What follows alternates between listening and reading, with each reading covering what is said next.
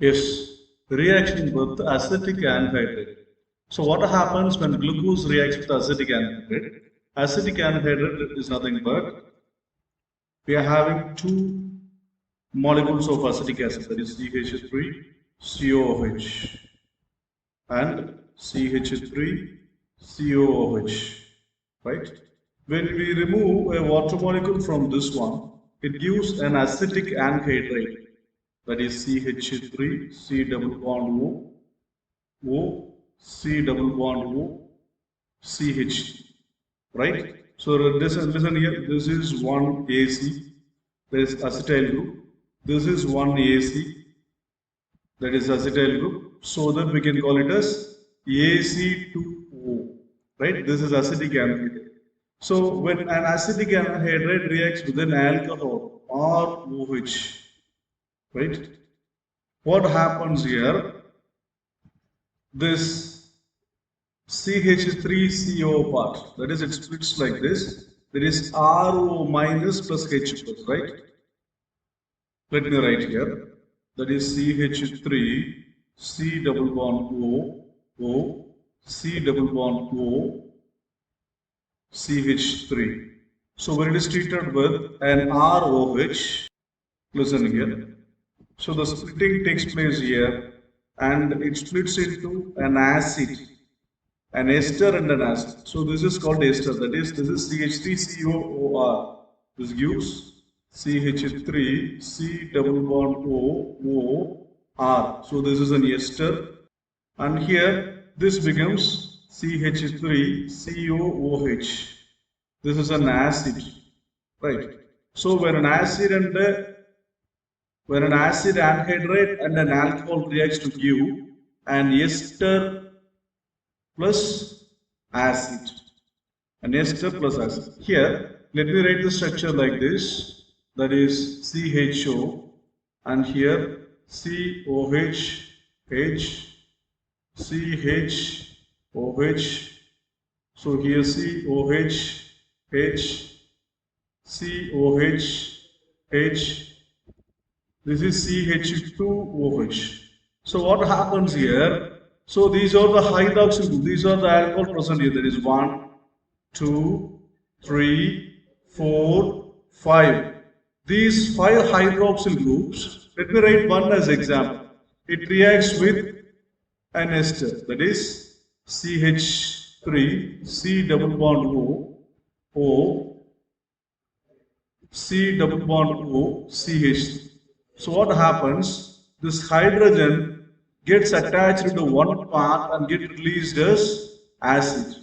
That gives CH3COOH, and the remaining part, that is acetyl part, takes place the hydrogen's place. It takes the hydrogen of place. So this is the acetyl part, right? So this is the acetyl part. So plus here, if you consider the remaining as R, it will be ROAC. It will be ROAC. In this, we can say that all the hydrogen atoms will be replaced by AC. That is acetyl group. It's nothing but CH3 C double bond OCH.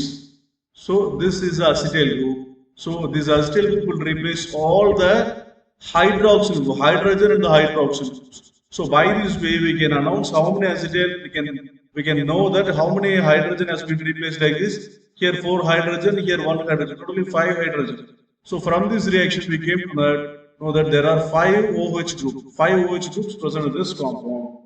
Let me come again. So when we treat the glucose with acidic anhydride in the presence of a pyridine, what happens? All the hydrogen group present in the alcohols are replaced by acetyl groups, right? The H is replaced by acetyl group, that is H4AC4, CH2OH OAC. So how many acetyl groups are there here? 5 acetyl groups are there. So it is called as pentaester. It is also called as pentaester. And this is nothing but acid molecule. That is CH3 C double bond O. This is acetyl group. No? OH is there. So 5 CH3COH. So use acid. Sorry, this is ester. It gives ester plus acid. So from this reaction, we can conclude that there are 5 hydroxyl groups in this compound, right? Now, we had identified all the things. What we had identified so far, first, it is a linear chain. And then there is a CHO group. We find out there is a carbonyl group, and then they find it as a aldehyde group. Yeah, again we find out the presence of aldehyde group, and we find out 5 OH groups are there, and based on that we got this structure. There is an aldehyde group, 5 OH groups are there, right? Okay. Now, in which way the 5OH group is arranged? Actually, the structure of glucose will be like this. That is 1, 2, 3, 4, 5, 6 carbon atoms. This is CH2OH. Here OH will be there. Here H, and here OH, and here H, and here H, and here OH, OH, H, and this is CH2. Right? All this will be joined in a straight line. Right? So now, how can we ascertain the position of this OH, right? So this can be done through experimental methods by Fischer. Experimental methods. Fischer done experiments and he gave the position of this hydroxyl group like this. So this is a Fischer projection. We call it as Fischer projection formula or Fischer projection. So we got the structure from Fischer based on the experiment so that these groups are arranged. And how many isomers are possible in these groups? How many isomers are possible in this group? Look here. How many chiral carbons are there? 1, 2, 3, 4. So these are all chiral centers. Chiral centers in the sense we know that it should be attached to 4 different groups A, B, C, E. And don't think that here for this carbon, this is also a carbon, this is also a carbon. So how it will be different groups. So this part we have to consider. This part is different from this entire part. So by this way we have to confirm, we have to think about, we should not think about the carbon atom only. Right? In that way, this carbon is chiral, okay? And the trick for identifying the isomers in chiral carbons is 2 to the power of n, where n is nothing but number of chiral centers. Number of chiral centers. Right, then 2 to the power of 4, that is equal to 16. Right? So, for this glucose, how many isomers are possible? 16 isomers are possible. Among that one isomer is D-glucose. Among that one isomer is L-glucose. Right? So totally 16 isomers are formed. What is the formula? 2 to the power of n, where n is the number of chiral centers. Right? So there are 4 chiral carbon atoms, so that 16 isomers are possible. 16 configurations are available for this structures. So chiral carbon is, it should contain 4 different groups. Here CHO group is there, OH group is there, H group is there. So this is considered as entirely one group. Right? So A, B, C, D. 4 different groups are attached to the carbon. Like this we have to consider all these things. Right? Now we can go for another thing called DL naming system. DL naming. We call the glucose as D-glucose. Why it is called as D-glucose? Right, I said that the carbon next to the CH2O is a chiral carbon next to CH2O. If the OH group is present on right hand side, that is called as a D configuration. I mean D-glucose, that is called as D-glucose. If it is on left hand side like this, that is CHO, here 2, 3, 4, 5, 6 CH2OH. If it is present on left hand side, OH, H, OH, here the rest will be by H and OH. Right. If it is present on left hand side, I named it as L. How I had identified as DNA, right? For this,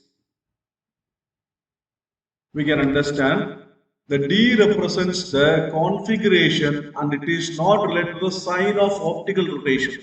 Sign of optical rotation means we will call it as D isomer, small d isomer, small l isomer. This is not small d and small l. Small d means it rotates a PPL in clockwise direction. Small l means it rotates a PPL in anti-clockwise direction. So this rotation is different from that of capital D and capital. There is no relation between the capital D and capital L to the small d and small l. Right? This is just a notation given. Right? Here, the capital D and capital L indicate the relative configuration of particular stereoisomer. It's not a general thing for all. Particular stereoisomer only. Right? It has been done by choosing the simplest carbohydrate, glyceraldehyde, as a reference. Glyceraldehyde as a reference. So this is glyceraldehyde, that is CHO, CHOH, CH2OH. This is glyceraldehyde. So this has been considered as D isomer. This has been considered as L isomer, right? For the name thing. So this has been taken as reference. So from this, we are taking that if OH group is present on right hand side next to the CH2OH, it is called as D isomer. If OH group is present on left hand side next to the CH2OH, it is called L isomer. This is called as DL naming. This is called as DL naming. Right? It has no relationship with small d and small l isomers. Okay? This is entirely different. This is entirely different. Okay? Now we can understand that this glyceraldehyde is a basis taken as reference. Right? Is the reference. So this is the reference. From this we are coined the name called DL naming. This is a glyceraldehyde, CHO, CHOH, CHOH. This is a polyhydroxyaldehyde. Polyhydroxyaldehyde, and this is optically active, and this is the simplest carbohydrate, right? So from this, if OH is on right hand side to the CH2OH, if OH is on the right hand side, that we call as a D-glyceraldehyde. If OH is on the left hand side, called as L-glyceraldehyde. Second last carbon. This is what you have to identify. Second last carbon, right? So that is identified as D and L isomer. Hope it will help you.